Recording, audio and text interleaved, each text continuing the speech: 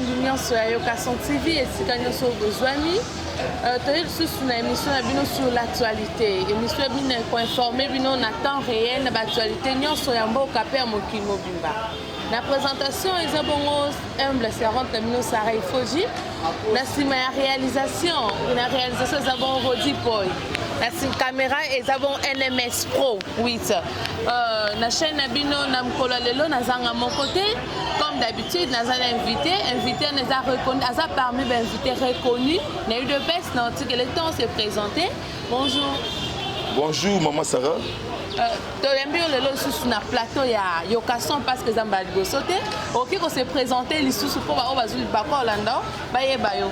Oui, merci vraiment bayebi ngai partout na mboka na biso nanu na libanda ya mboka komona ngai président Miyake naza président ya parlement debout UDPS parlement la lumière bokasa zandu croisement commerce bandaka de 6h à 8h pour dénoncer surtout anti-valeur, surtout criminalité. Au besoin d'un espace dans la nation, il y a des Congolais, Bantou. Donc vraiment, pour une école au Congo, que l'on a tendance à Bantou. Donc beaucoup vraiment il y a ténèbres. Merci na Fati désigné pour fertiliser la nation congolaise et pour fertiliser le peuple africain. Donc Fati béton. C'est bon, ndenge woto kanezaki maître Miyake. Après merci na Fati béton. Président oaza digne kobenga ma président. Oaza tout en long ya pembeni ya bana mboka, pembeni ya population na ye. Maître Miyake to banda question na biso liboso na dossier ya Caleb Moutom oyo azaki ancien agent ya ANER. D'autres communes mikolo tikoleka ba convoqué plusieurs fois na tribunal à Keité. Lelo ba lancé avis de recherche contre ye parce que résident soit za mikolo yo ezoye banate. Bona yo et tant que président on peut sabiso ba proposer. Oui, bravo vraiment merci. Na liti o to bundaka parce que to bundaka pour na ba valeur. Oui. To bundaka vraiment pour na état de droit état de droit démocratie. Justice lève une nation. Pour nous pousser, il y a beaucoup d'investisseurs pour investir dans la nation congolaise.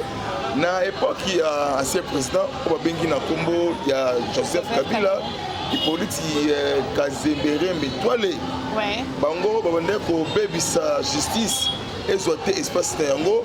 Bokondi ya mboka fumu ya bwala on a bengaka papa Siona Kolo Lopang étoile brillante du matin Raymond qui a vendé Pinet parce que à côté de l'autre liboso c'est là qu'il y a justice parce que Caleb Moutom donc on a bengaye les deux puissants au Kejaz donc Moutom Kasi Bomba mais Yuma Akimi parce que Caleb a déjà la deuxième mandat de comparution donc Caleb a sa libre de faire la justice. De mon balancé avis de recherche na procureur général il y a cours d'appel Gombe Kinshasa donc Caleb nous avons baimboka Caleb qui n'est pas si côté a recherché partout même DGM a su déjà message bakanga Caleb même si koleka ndeko ya Vital Kamerhe na kombo ya Masaro na makala donc Caleb c'est un sorcier parce qu'il y a un dossier noir. Un dossier noir dans le maître. Oui, merci maman Sarah.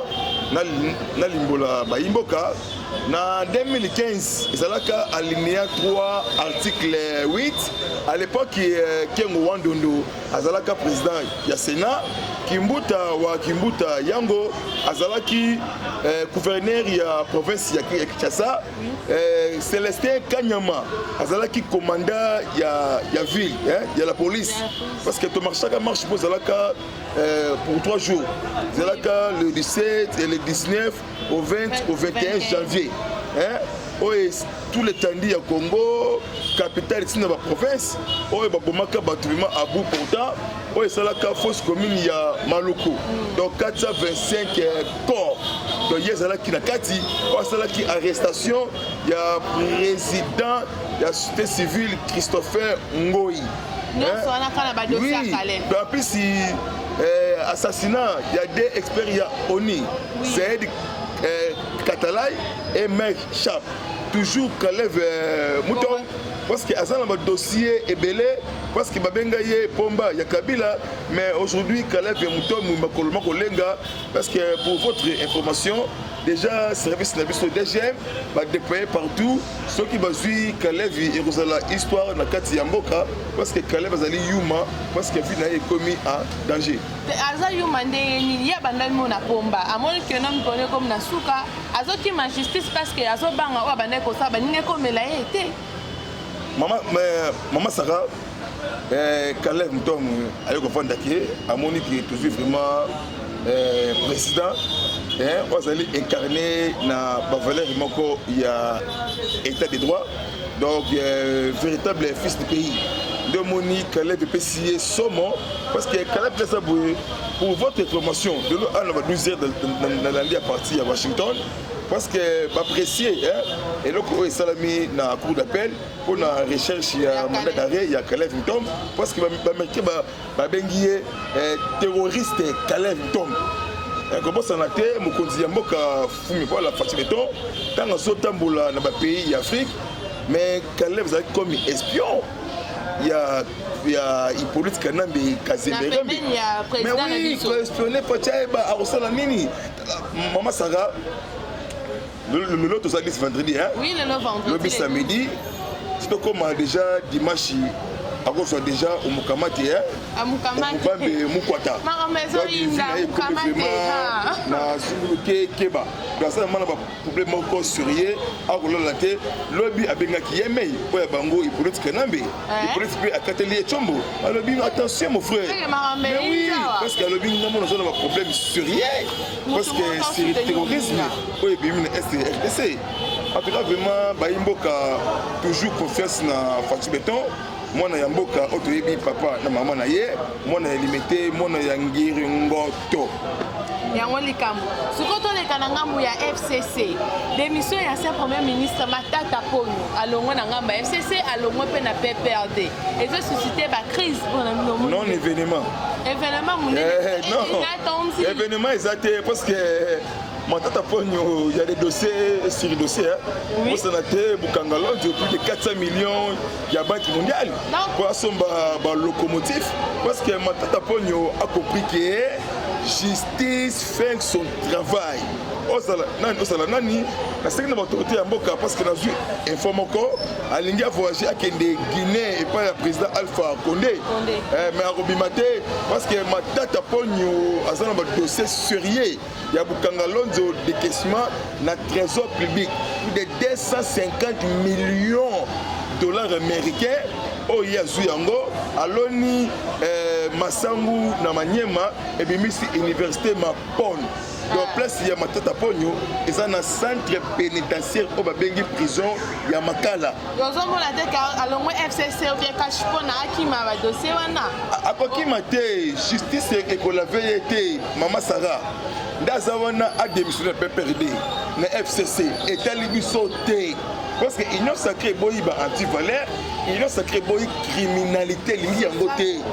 Donc il y a un problème de justice, il y a assassinat, il y a tuerie, il y a complicité à replier biso ba minerai du sang. Le peuple congolais a aucun nulle part. Place de la prison ya Makala. Yango wana sikoyo kaka na ngamu ya FCC. Gouvernement ya Tanganyika kamba mina ndeko Zoé Kabila. Baboya ki kwa dire l'Union sacrée. Mais na mukola lelo 20 députés sur 25 déjà derrière l'Union sacrée. Au moins nango ndengeni. Bon, biso to bon, au moins musala biso to sala au jour na ba médias na terrain, ils allaient éveil patriotique. Il y a besoin de sa conscience. Il y a baimbo ka bomoko bolingo to sauver toujours intérêt il y a batutu pays de nos ancêtres donc même moral. Likambu ya Zoé Hippolyte Kanambe wa Kazembe Jean-Claude. Donc Hippolyte Kanambe ataki asalaki top na yekuna ki Zoé azala gouverneur ya province ya Tanganyika ezalaki province moko stratégique pour nous piller biso ba minerai et bi makara ba pays voisins mikolo leki na awa semaine wana bakingaki plus de 500 tonnes ya minerai. Oui, 500 tonnes ya minerai, 15 bennes. Ben ko ke na pays voisin. Bravo vraiment na service ya mboka sécurité. Nde basezi yango. Zoé Kabila asali bras de fer parce que Fachi a dépêché délégation comme qui na Tanganyika. Parce que pour avoir na Zoé Kabila, mais Zoé Kabila boy pour recevoir délégation chef de l'État, oui, a saboté Bango. Ndeba qui ko rencontrer président et assemblée provinciale de Tanganyika. Malamako 20 députés sur 25 députés. Oh déjà déjà na destitution. Hein, il y a Zoé Kabila. Parce que ça a un service, il y a un service, il y a un individu Kabila. Pour votre information, de l'eau à Bapesi, premier avertissement. Na Zoé Kabila. Ce qui a yambi bango telelo, Mama Sarah, les alités émission de Bosso, Baimboka Yoka Son TV, pour la Ligue Rabino, Amédi Foyoro Yoka, Mongomo ya Miyake, Mona Mama, Mambo Maso et Maso Beli. Yango wana sikoyo tokenda ngambo ya Union Européenne nakambo ya ba ADC ya Est Union Européenne ADF États-Unis oui États-Unis qualifié par quoi ba terroriste non seulement ça ba le fait que non mutu nyonso aza na sima na bango ye pas za terroriste tant que moi na mboka décision wana que Union Européenne est soutenue au gouvernement congolais bon nga vraiment na pesi na merci na Nzambe ko ya likolo. Parce que les États-Unis sont les pays qui ont soutenu na tout, na défense, na renseignement, na sécurité.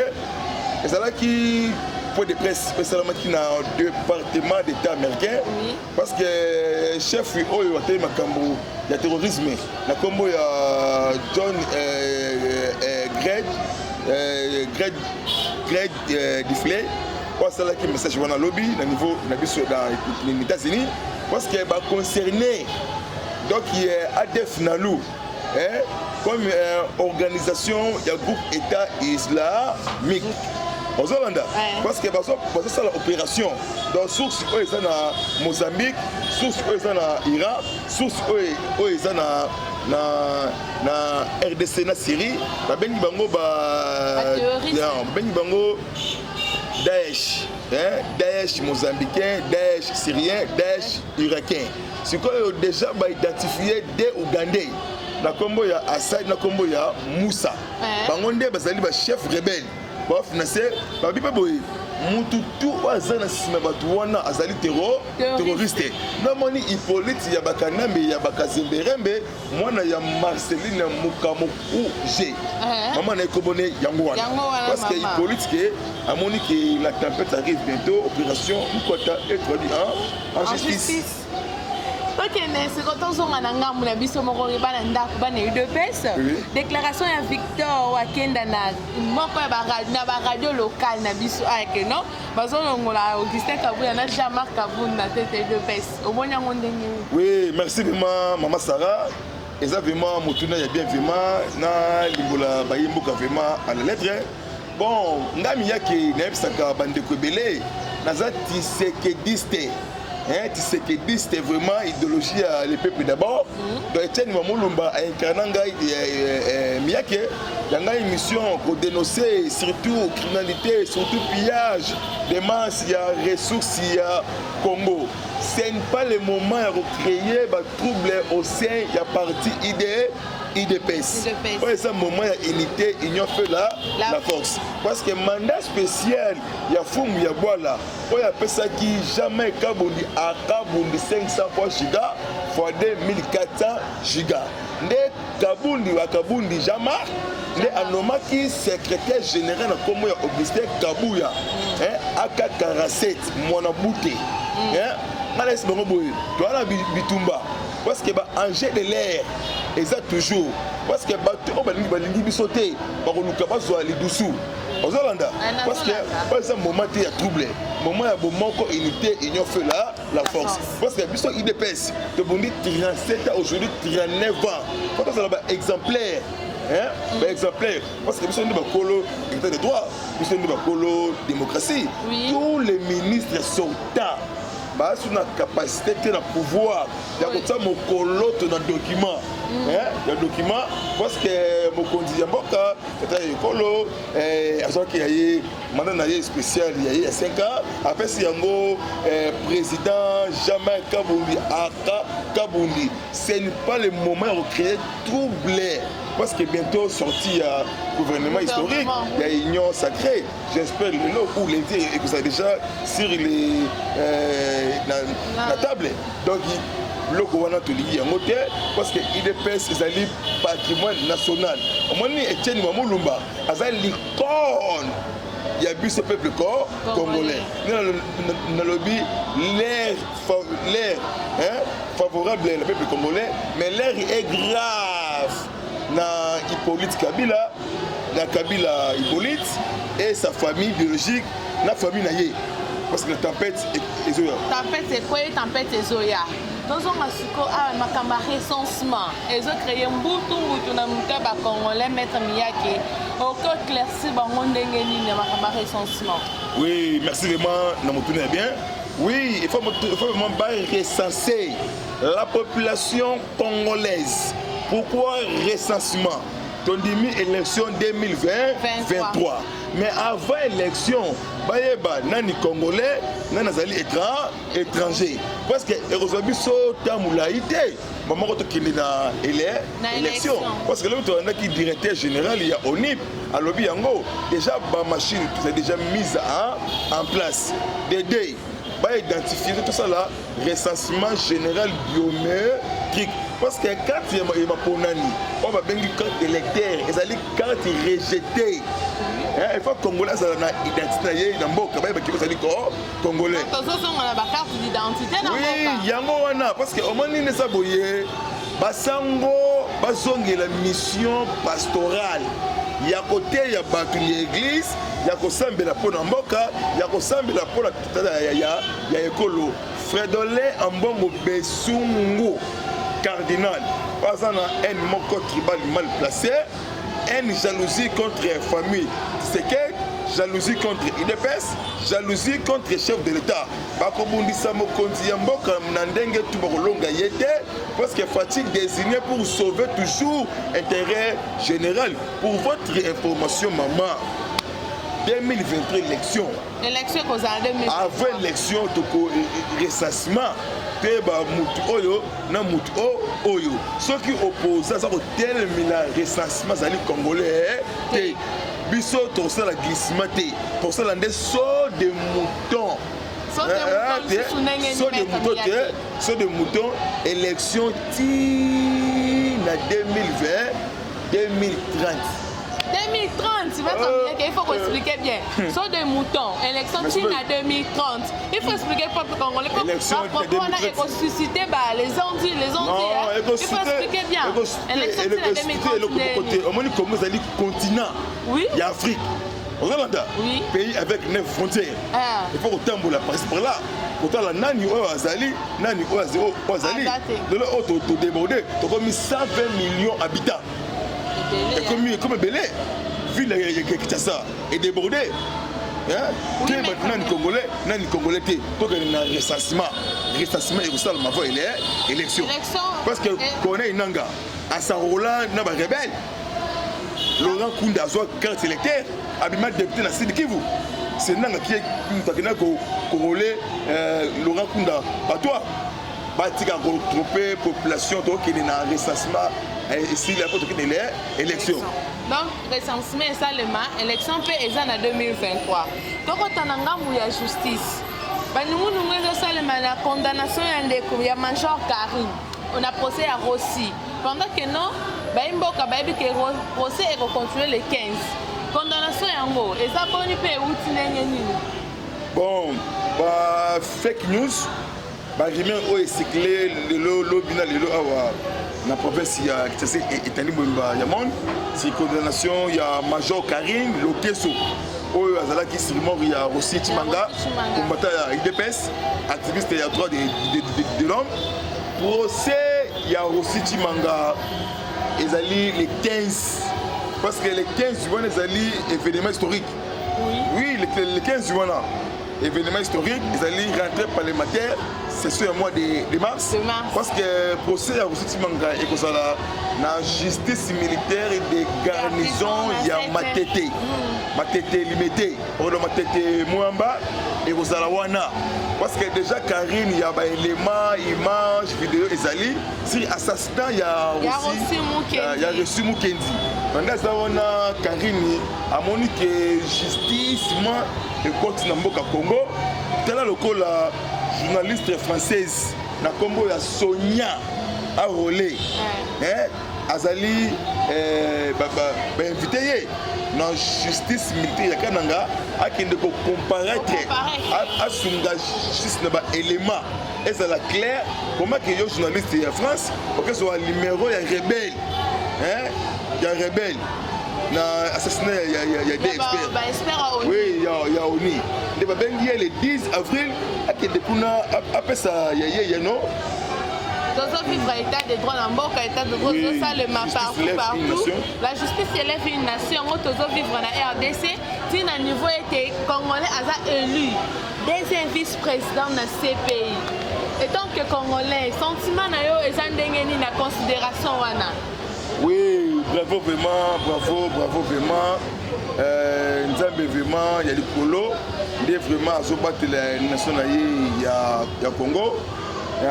Mbala liboso na monde salamité salami na Congo parce que Congo ezali gâchette ezali pays ezo simba ba pays belé na Afrique centrale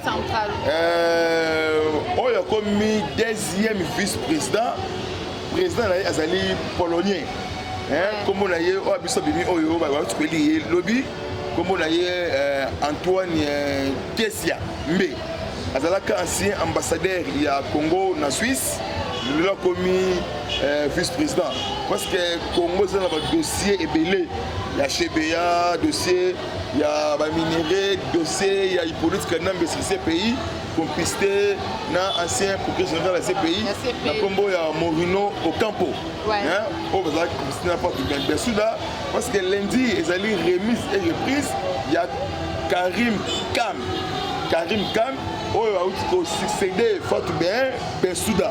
Ils ont lundi wana ndo monisi niveau juge va prêter serment là qui le bindé ba auti ko eli deuxième vice-président il y a CPI et ça la mi des événements ici vraiment donc vraiment ici il y a des Kabila eska bazali bakolenga ke donc vraiment bakamba ça qui justice équipée pour ça nani makala justice équipée, justice c'est ça musala nango. Maître Miyake tokomi na suka ya mission na biso totikolo ba mot de la fin na balandinyo sur Yokason TV et sur ba propos de les amis. Oui, merci vraiment maman. C'est pas vraiment ndengo ya mbinga vraiment et puis singa vraiment et dengi vraiment na Yokason TV pour les nzela internet nzela ya télévision vraiment. Merci vraiment na émission moi ya malamu vraiment bon na kolbaka peuple congolais pas de manipulation longola agitation paie ça toujours confiance na chef de l'état autre yebi papa na yena maman na ye parce que akola parce que yeye abotama je vous assure vous gauche et droite et kuna na fond mboka et recharger pour ça la biso bien calamité awate bientôt mise en place il y a gouvernement il y a une sacrée aux éléments awa calamité surtout social surtout les kambuya dollar pour quitter vraiment na ndenge moko awa calamité surtout social surtout les kambuya dollar pour quitter vraiment na ndenge moko vraiment il y a moké vraiment en tout cas vraiment bobanga te parce toujours confiance na président de la République autre vivement autre mingi vivement après si mbote mingi vivement na Patrick Mbemba de Paris il y a vraiment na niveau il y a France Nzambe vraiment asimba yo mambimba vraiment toujours vraiment tout pays il y a beaucoup de biso batikela biso pe na pesi mbote na ve na ngai papa Gabi na Londres vraiment Nzambe vraiment abatela vraiment En tout cas, vraiment, merci vraiment. Papa Gabi Kimpakala, hein? Kimpakala. Papa Gabi Kimpakala. Puis, nous avons fait na ya Roger. Yaba le combattant. Toujours au service. Kabola Bilengi. Yabeto Fati pour faciliter la nation congolaise. En tout cas, vraiment, pour mon corps, unité. Toujours te sauver l'intérêt des Congolais. Il y a Roger, il y a les combattants. En tout cas, vraiment, maman, numéro d'Angaï sur WhatsApp. Please, 243 97 360 50 14 sur WhatsApp. Au Begingaï, au Rosuanga, vraiment, même il y a normal na Royamba, même aux ans, on a fait fond, on a Kadoutou, na Goma. Bana batato bana ba mamu di bumba di baya nganda shika kabe ya kamwanga kamoko kamonya komina nganza komina andesha di bumba lomami kabinda katoka 1 et 3 tika pa vraiment bomoko pona ekolo vraiment papa ngina munu ya bandundu beto telema kisalu mibanda vraiment ebwe. C'est bon, merci Balandinion sur Yokason TV. Donc comme on a souka émission Nabiso, donc merci beaucoup. Na président Nabiso Delphin Toumbaka Tenda, na notre cordon le cordon Blaise, na spécial bon na caméra Nabiso Stéphane MNS Pro 8. Merci beaucoup na ingénieur Guy Moké, na Mamou National Inès Toumba, na Michael Bilonda, Alexandre Ansona, Ben Ismaël Loaba, na mon réalisateur Rodipo Yezaki, bon votre humble servante Sarah Foji. Restez branchés sur notre chaîne et puis pour toutes les informations, vous avez de citer. Au revoir. Awa Tozana Boulevard, poids lourd, entrée Ndolo, numéro 37. Awa Tozoteka ba produits alimentaires en gros et en détail. N'a pris à le peuple d'abord, maison les greniers, prix à moins cher, Fachi Béton, Tolia, Totonda. Bana Congo, bana Mikili, monde entier mobimba, ba we balinga Holanda yokason. Tala mokili moni, ozo kate moins loko ezali. Donc chez papa Laurent na maison les greniers na maman na nous, okokoma wana so komi okomona ba prix o ya ba biloko même niveau ya Bruxelles. Donc produit wana ezaka toujours na Bruxelles pour en désordre. Kende kuna yo moko misoneza témoin. Ko vanda te pusana pembeni oko vivre qui vivra verra. Tango kokoma yo ko comprendre que te masole za lindenge nini. Kolia kotonda nyata borto Fachibe.